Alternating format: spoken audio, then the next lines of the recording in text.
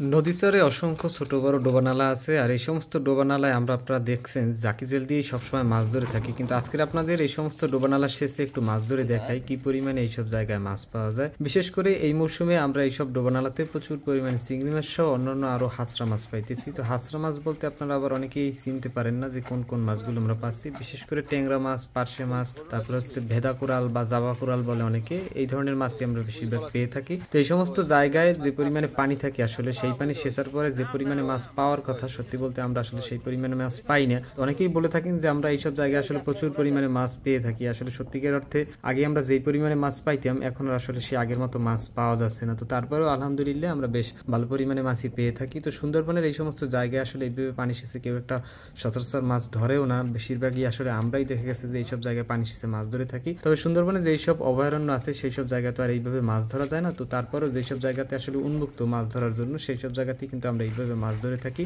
তো আজকের মূলত আমাদের কাছে পানি সেচার মতো কিছুই ছিল না। তো তারপর দেখলাম যে আমাদের বোটে একটা সেউতি আছে। তো আমাদের বোটে যে একটা সেউতি বা হেউতি ছিল, আমরা সেটা দিয়েই কিন্তু পানি সেচে এই মাছগুলো ধরলাম। তো এখন হেউতি বললে আসলে অনেকেই চিনতে পারেন, আবার চিনতে পারবেন না। আঞ্চলিক ভাষায় আমরা এটাকে হেউতি বলে থাকি, অর্থাৎ যে জিনিসটা দিয়ে আমরা এতক্ষণ পানি সেচছিলাম। তো পানি সেচার পরে অনেক কষ্ট করার পরে দেখেন আমরা এইসব জায়গায় কি পরিমাণে চিংড়ি মাছ পাই। মোটামুটি আধা কেজির মতো চিংড়ি মাছ পাওয়া যায়, যেহেতু এখানে ময়লা আবর্জনার ভিতরে মাছগুলো আছে। তো যার কারণে আসলে আপনারা আন্দাজ করে বুঝতেও পারেন না যে কি পরিমাণে মাছ আমরা পাই। তো দেখেন ব্যাগে আমরা মোটামুটি কিন্তু বেশ ভালো পরিমাণে মাছ পাইছি। তো সুন্দরবনে আমরা প্রতিনিয়তই আসলে সবসময় চিংড়ি মাছ ধরতেই এখন আসি, কারণ চিংড়ি মাছের আসলে উপকূলে অনেক দাম। চিংড়ি মাছ এই মুহূর্তে আসলে গ্রীষ্মকাল থাকার কারণে উপকূলে একদমই পাওয়া যায় না, যার কারণে কিন্তু নদী থেকেই আমাদের এই মাছগুলো ধরতে হয়। বিশেষ করে উপকূলে আমরা আমাদের গ্রামাঞ্চলে যে চিংড়িগুলো পেয়ে থাকি আর এই যে সুন্দরবনের চিংড়ি মাছ, এই মাছ দুটো কিন্তু সম্পূর্ণ আলাদা মাছ। এই মাছ খেতে খুবই সুস্বাদু হয়ে থাকে। আর এই চিংড়ি মাছ আসলে খেতে কিনা পছন্দ করে বলেন, সুন্দরবনের এই যে ফ্রেশ চিংড়ি মাছ সেই সাথে পার্শে মাছ।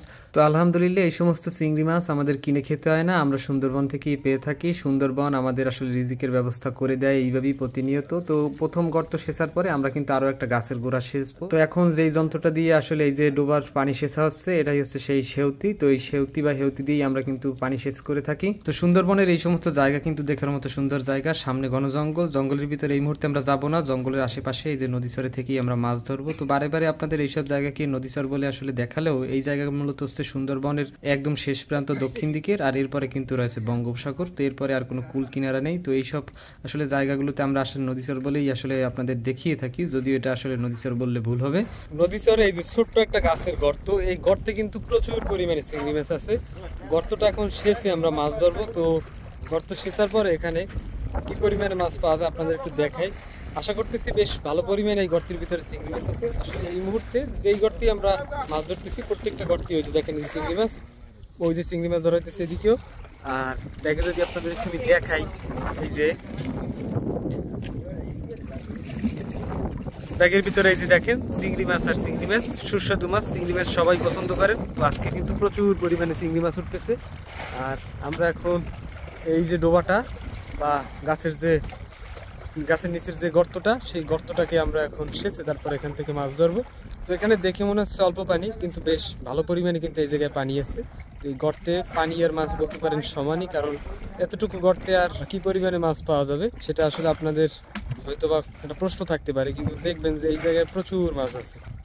এদিকে এই যে জাল টান দিয়েও মাছ ধরা হইতেছে, আবার এই যে সেচেও মাছ ধরা হইতেছে।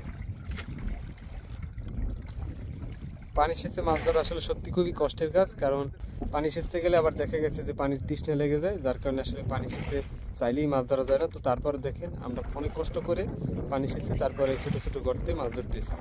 কি মাছ পাইলে খুশি না?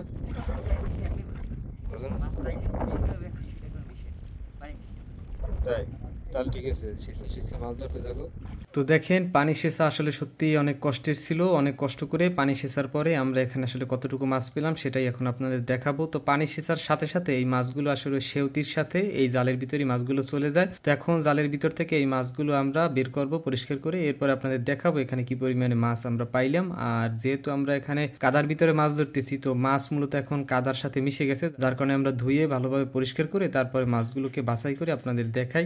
এই যে দেখেন এই ডোবার পানি শেষে এখানে আমরা কি পরিমাণে চিংড়ি মাছ পেলাম। তো এই ডোবাটার চিংড়ি মাছ মোটামুটি বড়ই ছিল সাইজে, আর চিংড়ি মাছ সহ এখানে আমরা বেশ ভালো পরিমাণে কিছু পার্শে মাছ পেলাম, আর পার্শে মাছগুলোর সাইজও বড় ছিল।